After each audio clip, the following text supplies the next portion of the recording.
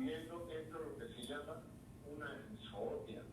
Pero durante la replicación del virus, en algún momento ha tomado contacto con el hombre y este virus ha mutado, ¿no? Y es lo mismo que puede haber sucedido con los integrantes de enfermedades que en algún momento han afectado al hombre.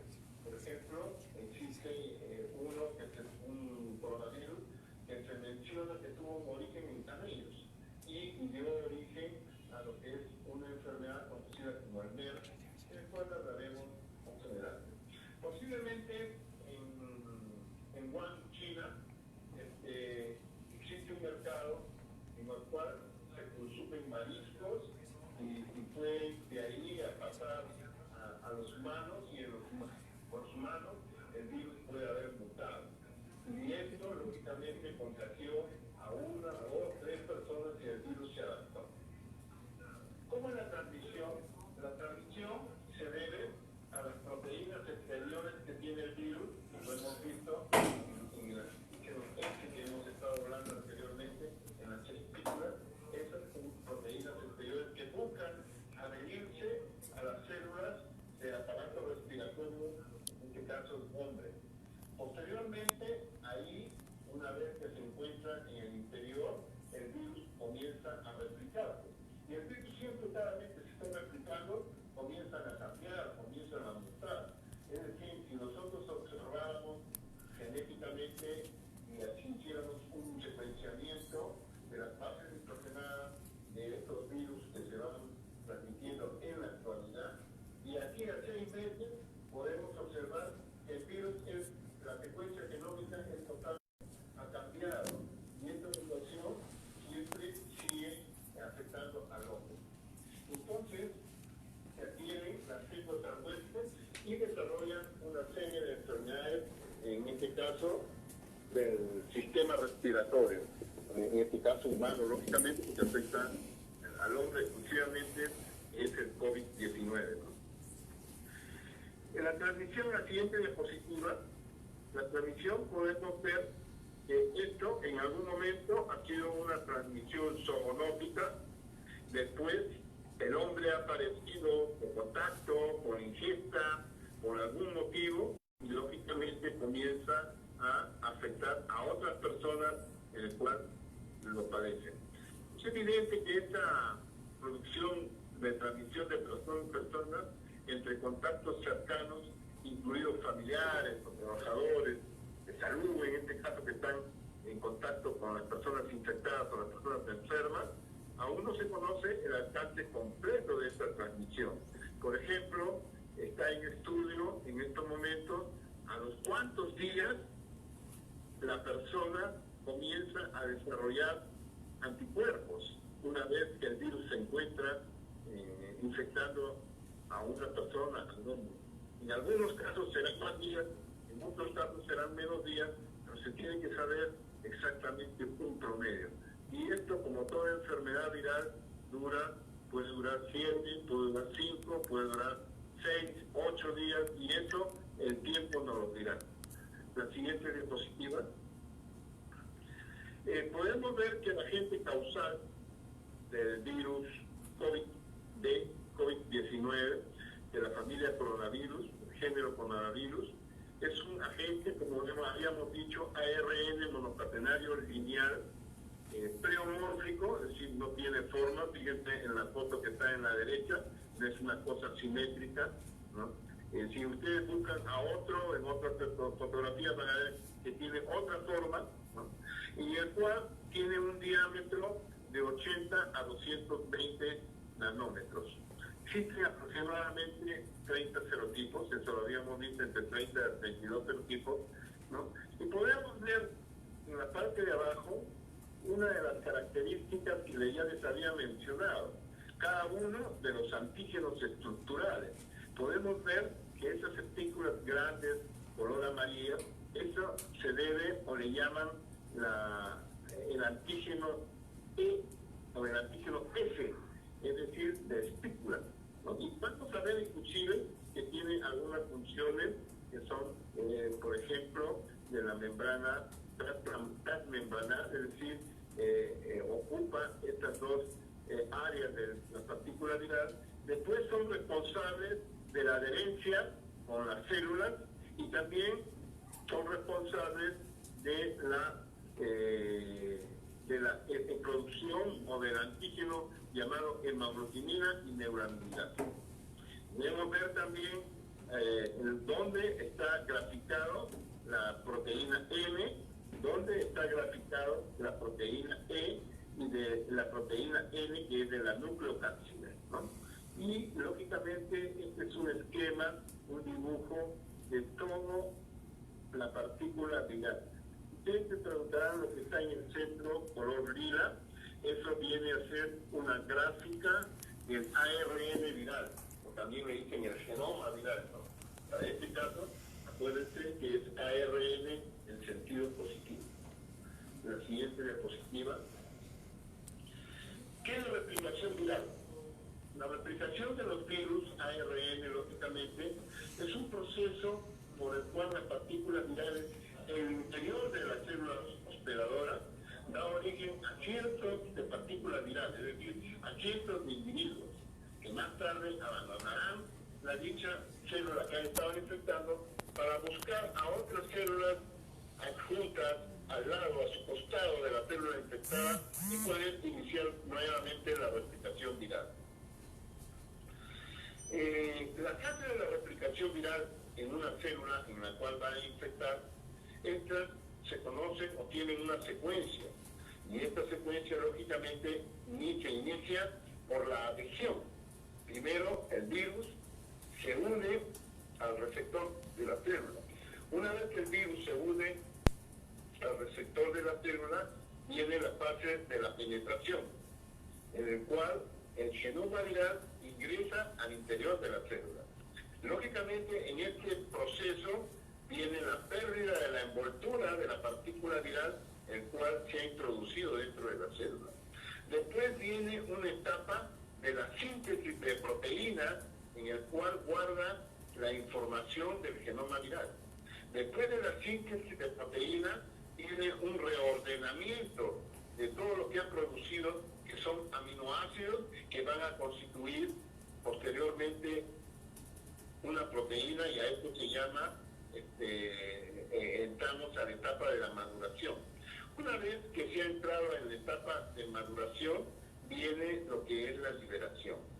El genoma viral en algún momento actúa como un ARN mensajero, en el cual va y busca a los ribosomas de las células, en el cual partecita por partecita, información por información, comienza a elaborar aminoácidos que posteriormente van a constituir las proteínas.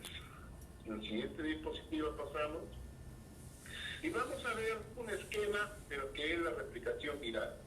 Como vemos en la parte superior izquierda se encuentra una partícula viral y en el cual entra en contacto con el receptor de la célula.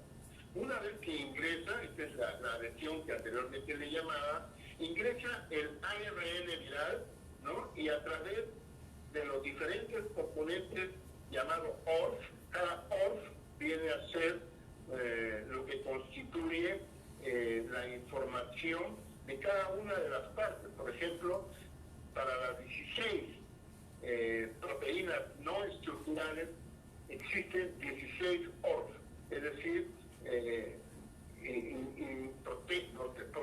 proteínas iniciadoras de la traducción de la proteína no estructural 1, de la proteína no estructural 2, y asimismo existen ORF en el cual van a dar origen a las proteínas estructurales que anteriormente les he estado hablando, que son las proteínas S, E, M y N. Entonces, una vez que ha pasado y pasa por los ribosomas, a través de una RNasa polimerasa, ocurre una transcripción y replicación de cada una de estas partes. Posteriormente, en la parte de abajo van a ver que se constituyen todas las partes de los aminoácidos y que van a constituir posteriormente las proteínas. Estos ingresan al aparato de Golgi de la célula infectada y y luego ya comienza a verse la vesícula viral, y lógicamente antes de salir de la célula que está infectando, recibe como herencia la envoltura de la célula a la cual ha infectado. Es decir, la membrana celular de la célula infectada forma parte y constituye una parte de la partícula viral. Y así, lógicamente, sale y egresa a buscar otra célula de la misma persona o animal, en este caso animal, porque de la persona, porque estamos hablando del COVID, que va a buscar una célula sana para empezar así a infectar a una y a otra célula y a otra célula y así avanzar la enfermedad. Entonces pasamos a la siguiente. Podemos ver que una de las maneras como se transmite la infección por COVID es a través de los estornudos, a través del toser, a través de hablar en forma continua. Cuando uno habla muchas veces no lo vemos, no lo observamos, pero van gotitas que van ahí, en estas gotitas van como viajeros las partículas virales. A la mano derecha van a ver cómo una persona estornuda, y cuando estornuda derrama, expulsa una cantidad infinita de gotitas, y en cada una de esas gotitas va el virus, en este caso el COVID-19. Esta gotita muchas veces puede alcanzar 1 metro, 1,5 metros, y lógicamente cuando más cerca está la persona, más se puede ver afectada. Ahora, esta gotita lógicamente le puede entrar directamente a las fosas nasales, a la cavidad oral, o de repente en una parte del cuerpo, y después en esa parte del cuerpo la persona a quien ha recibido esto coge con su mano, se lo lleva a la boca, se lo lleva a las fosas nasales, y ahí empieza la infección. Entonces, más abajo también podemos ver que esta situación de una serie de enfermedades que se pueden transmitir por al toser, al estornudar, que no corresponden al COVID-19, como puede ser el virus de influenza, como puede ser la Neisseria, la tosferina, ¿no? La siguiente diapositiva. Aquí vemos, ¿no?, la misma figura, ¿no?, una persona estornudando con unas microgotas grandes de 5 micras aproximadamente, ¿no? Y lógicamente aquí es donde ocurre el contagio persona a persona, ¿no? Como anteriormente hemos dicho, al estornudar, al hablar, al toser. Entonces, directamente. Pasamos, lógicamente, el contagio puede durar, ya lo habíamos visto, de 2 a 7 días, ¿no? En este caso se ha establecido que el COVID es de 2 a 14 días, ¿no? La siguiente diapositiva. Vamos a hablar de algunas enfermedades parecidas a las que se está observando, que ya la humanidad ha tenido conocimiento, ¿no? En este caso le han llamado COVID-2019 a este virus que está circulando, que ha desatado una epidemia, pero que es un coronavirus. Pero asimismo ha habido otro coronavirus que también eran de los beta coronavirus, que apareció en Cantón, China, en el año 2002. A este virus, a este beta coronavirus, le pusieron como nombre síndrome respiratorio agudo severo y se le denominó SARS. La infección apareció afectado el hombre, fue una infección limitada por células del tracto respiratorio, resultando y acabando en una neumonía, que es lo mismo que observamos en la actualidad. Su daño, lógicamente, afectaba directamente a nivel de los alvéolos, ¿no?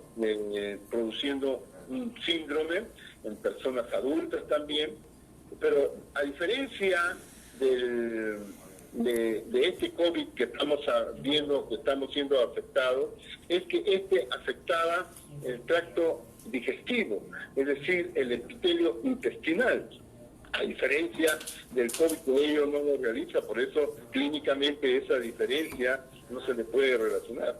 Hay un daño, o producía un daño este virus del SARS, del aparato respiratorio bajo, con evidencia que la inmunidad juega un papel responsable en el paciente, tal como ocurre en la actualidad. Las personas más afectadas son aquellas que su sistema inmunológico está a menos, y que está saliendo de una infección diferente al COVID, en el cual de repente la persona está estresada, en el cual su sistema inmunológico está disminuido, o están sufriendo de una comorbilidad. Es decir, la persona puede estar sufriendo de presión alta, puede estar sufriendo de cáncer, puede estar sufriendo de diabetes, en fin, una serie de afecciones que lo que hacen es agravar. Y como en el SARS, también se está observando que aquí los más afectados son las personas de mayor edad. ¿Por qué? Porque esa persona de mayor edad, su sistema inmunológico está venido a menos. Entonces lo que se tiene que hacer es tratar de fortalecer el sistema inmunológico de las personas, de los niños y lógicamente de los ancianos, y tratar de que estos últimos no tengan el menor tipo de contacto con personas afectadas, personas infectadas, personas enfermas. El siguiente es hablar de una afección que se llama MERS, ¿no? Y este fue otro coronavirus que en algún momento afectó al hombre y le llamaron síndrome respiratorio del Oriente Medio. Y este también es un beta coronavirus que afectó y apareció en el año 2012 en el Arabia Saudita. Algunos científicos tienen, o dicen y mencionan, que tiene una retroactividad determinada en el primer caso, ocurrida en ese año, en el 2012. La enfermedad aparece y afecta al sistema respiratorio, causando este síndrome respiratorio, en el cual se observaba fiebre, tos, falta de aliento, resfriado, raramente neumonía, gastroenteritis y peor. Y el problema era que el virus afectaba directamente el funcionamiento de los riñones y entonces le producía una deficiencia renal. Y como se sabe, los riñones es un órgano que constantemente nos están retirando todas las sustancias nocivas que hay en la sangre, producto de nuestra alimentación, producto de repente de la ingesta de medicamentos, y al dejar de funcionar los riñones, la persona se ve afectada y lógicamente fallece. La tasa de fatalidad en el caso del MERS era de 30 a 40%. Los pacientes fallecieron con un edema pulmonar al final de la enfermedad. Se investigó posteriormente y se determinó que el origen del virus fue en algún momento afectaba exclusivamente en murciélagos y luego se extendió en los camellos y posteriormente se convirtió en una zoonosis en el hombre.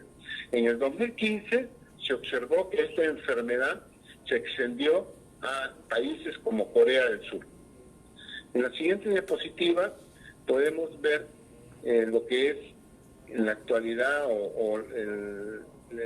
una información adicional de lo que es el MERS, es que la prueba de diagnóstico del laboratorio se realizó en aquel entonces a través de una prueba molecular llamada RT-PCR tiempo real, ¿no? Para poder trabajar, lógicamente, estas enfermedades, muchas veces es necesario trabajar en un nivel de bioseguridad 3. ¿Por qué? Porque es muy contagioso. Por lo general, los agentes que se trabajan en el nivel de bioseguridad 3 son aquellos agentes que se pueden prolongar o pueden afectar a las personas a través de los aerosoles, ¿no? El siguiente.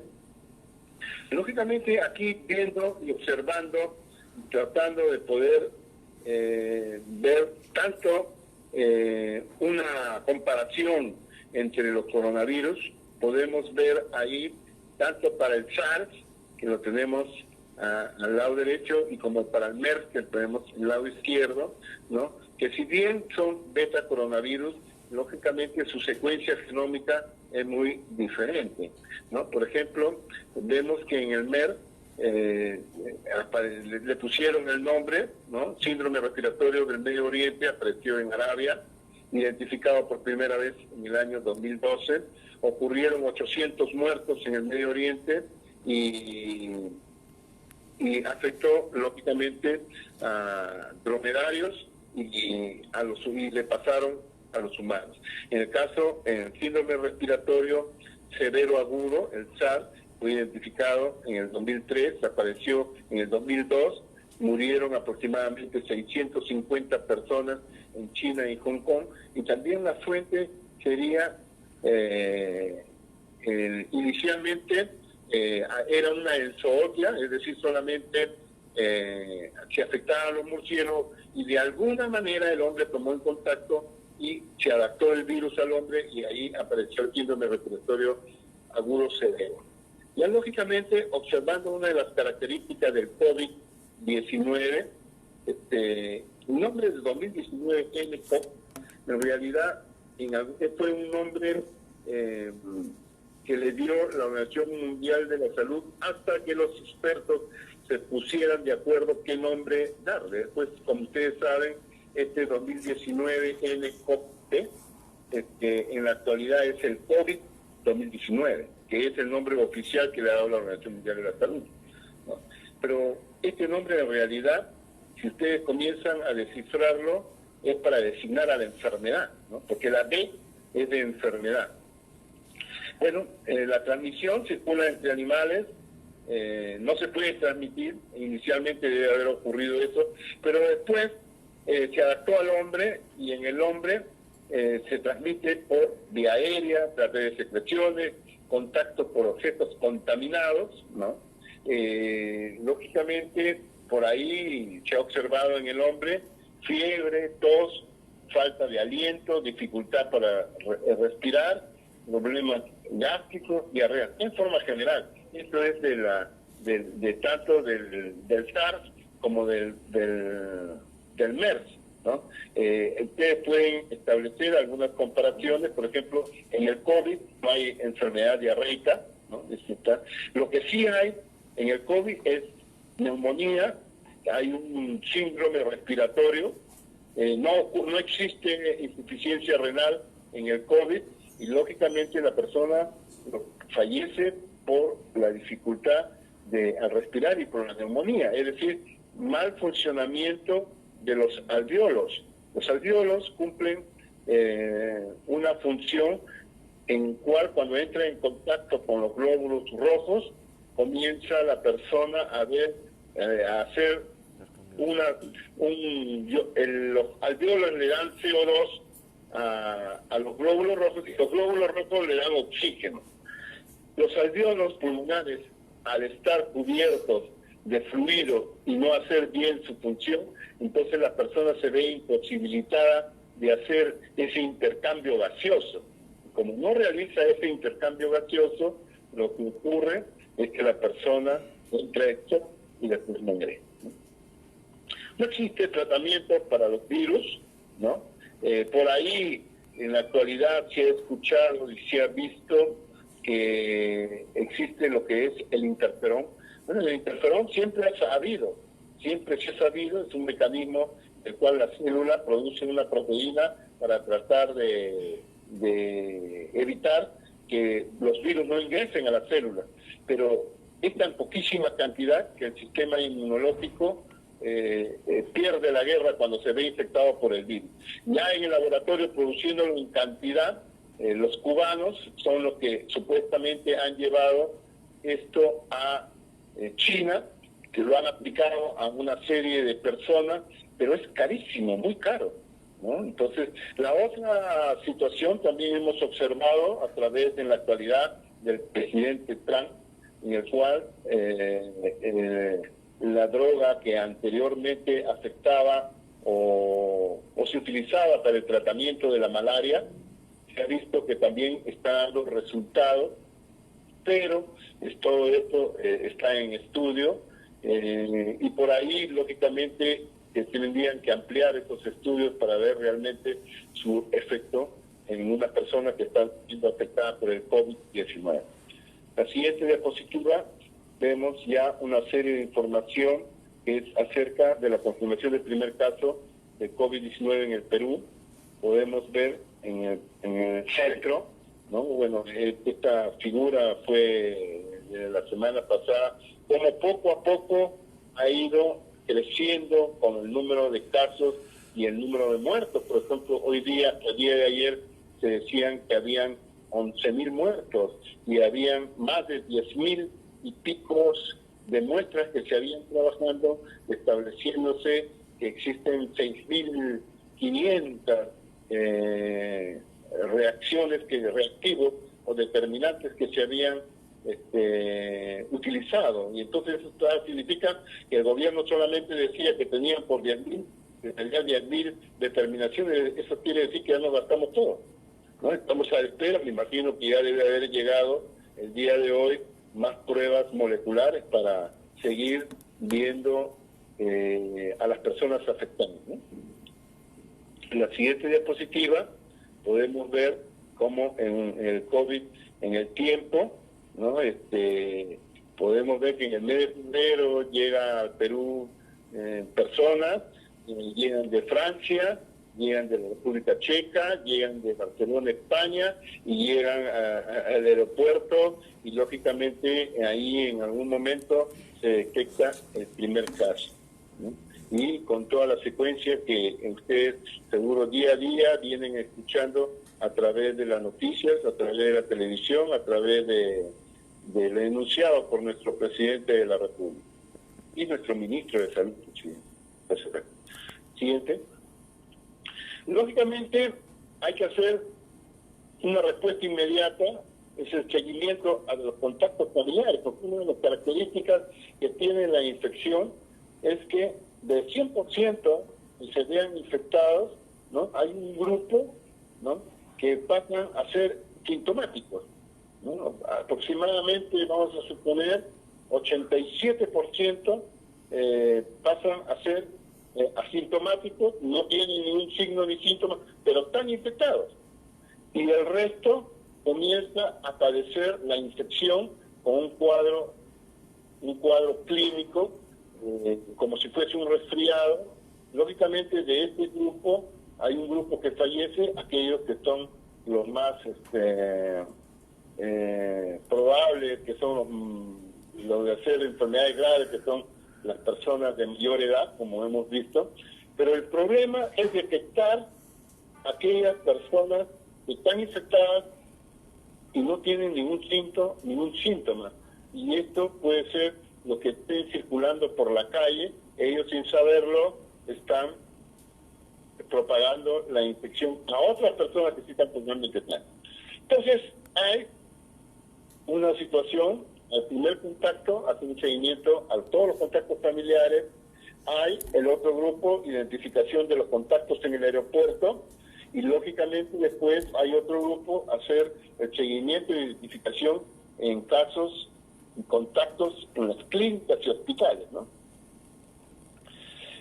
Lo que es la vigilancia que se ha instaurado acá, como ustedes pueden ver la siguiente, vemos el Plan Nacional de Preparación de Respuesta frente al riesgo de la introducción del COVID-19.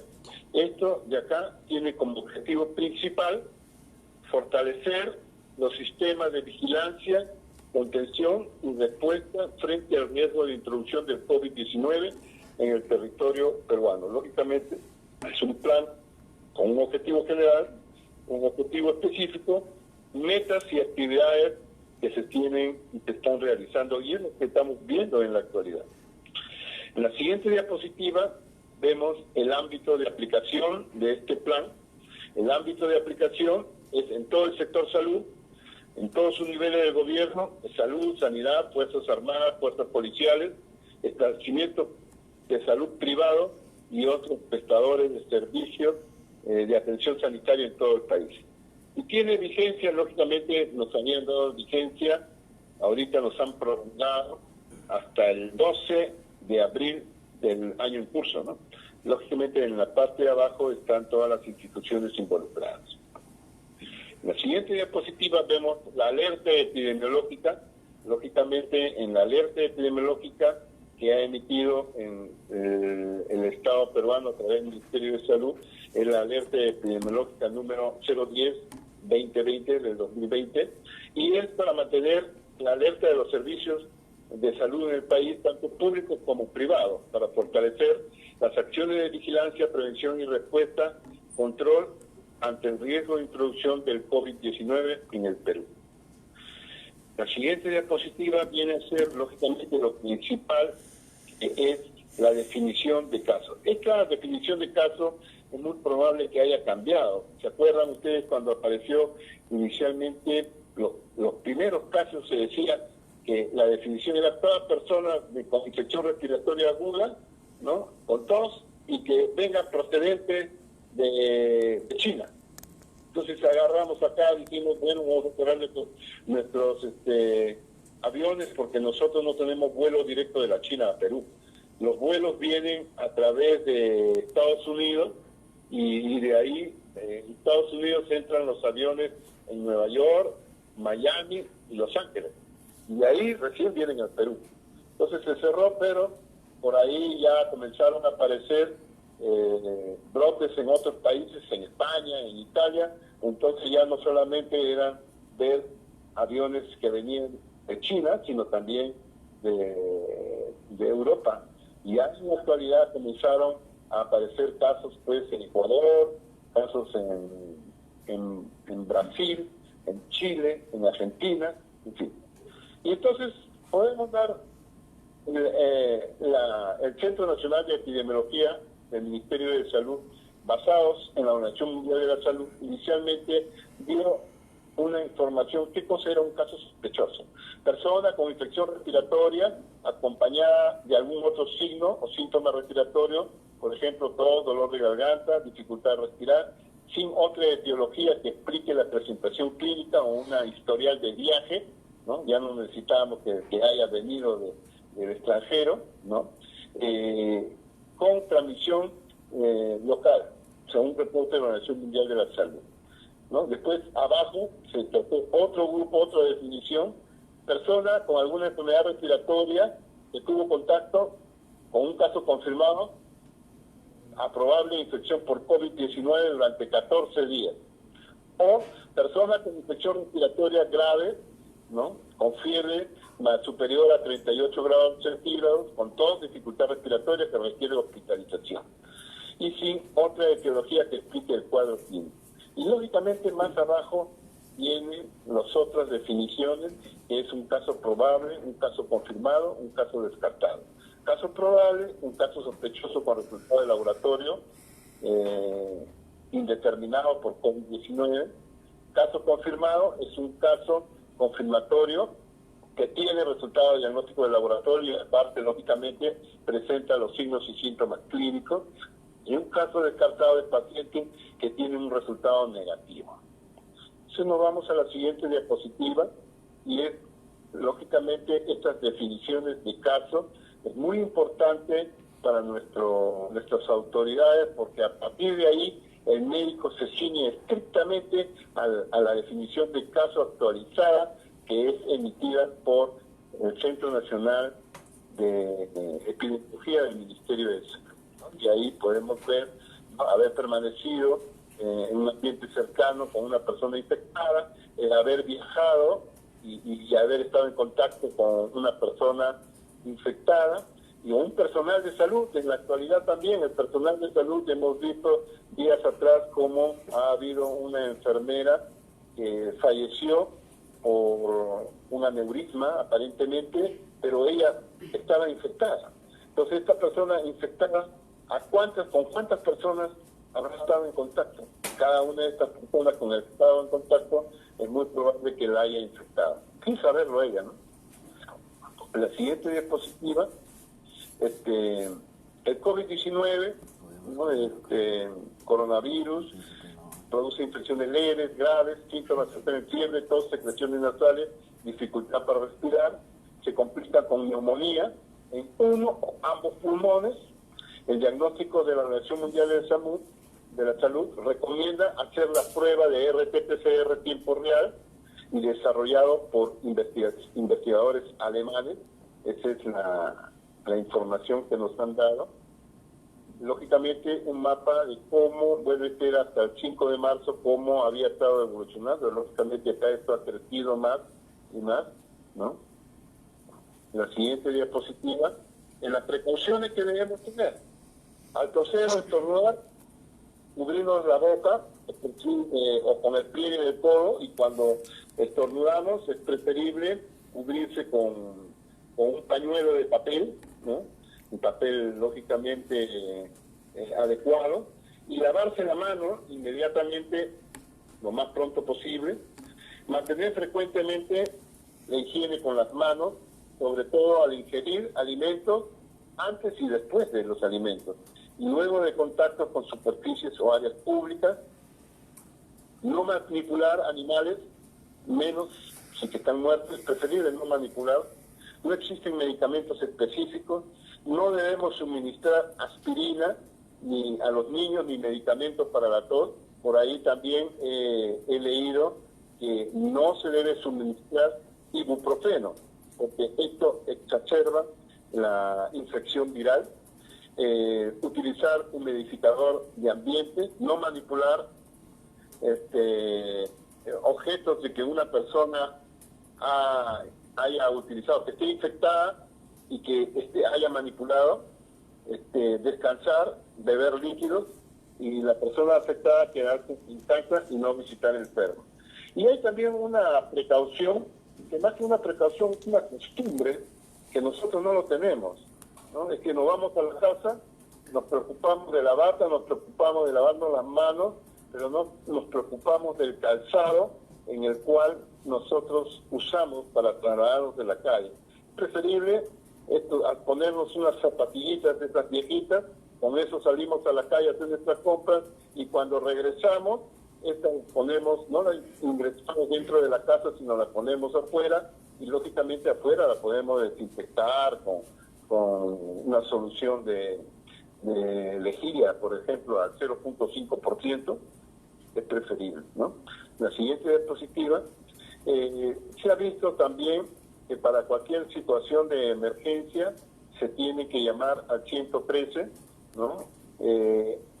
Toda persona que asista a un enfermo o a un sospechoso tiene que contar con los equipos de protección personal, que son la bata o el mandilón, guantes, ¿no? De látex o de nitrilo, la mascarilla o tapabocas y anteojos, ¿no? Especiales. Lógicamente hay que tener mucha higiene respiratoria y etiqueta de todo, descarte del seguro de los materiales punzocortantes que se pueden estar utilizando, el manejo adecuado del ambiente y del desecho hospitalario, y esterilización y dirección de dispositivos médicos y hospitalarios. La siguiente, en caso ¿qué hacer ante un caso confirmado? El uso del equipo de protección personal para la investigación, ampliación de la investigación. Se debe elaborar una lista de los contactos y notificarlos, en este caso, al Centro de Control de Epidemiología del Ministerio de Salud, hacer un seguimiento de todos los contactos por 14 días, lógicamente, y brindar indicaciones de lavado de manos, de higiene respiratoria, el distanciamiento social, la información sobre la enfermedad. Y si el contacto presenta signos y síntomas, hacer el seguimiento y proceder a la toma de muestras para su notificación como casos sospechosos. El uso permanente, lógicamente, de grupo de personas, de utilizar la mascarilla, hacer un aislamiento domiciliario, instruir a los familiares qué hacer con el familiar que está siendo o es afectado, asegurar un aislamiento, preferentemente para aquellas personas que tienen más de 40 años, tener ciertas características, cómo se debe manejar o cómo se deben manejar ellos, el traslado de un paciente teniendo en cuenta de las normas de bioseguridad, las medidas de higiene y lógicamente la limpieza de superficies en forma normal, desinfectando hipoclorito de sodio, es decir, con la lejía, ¿no? La siguiente, bueno, eso es todo. María, gracias por su atención. Si hubiera alguna pregunta, con mucho gusto podré asumirla, ¿no? Gracias. Una pregunta, Eduardo. Disculpe, ¿me escucha, Miguel? Sí, sí, lo escucho. Hola, tenía una pregunta. Usted habló sobre los interferones para un posible tratamiento, ¿no? Pero, por ejemplo, en el caso del VIH también se usan los retrovirales. ¿Habrá una posibilidad de usar ese tipo de tratamientos?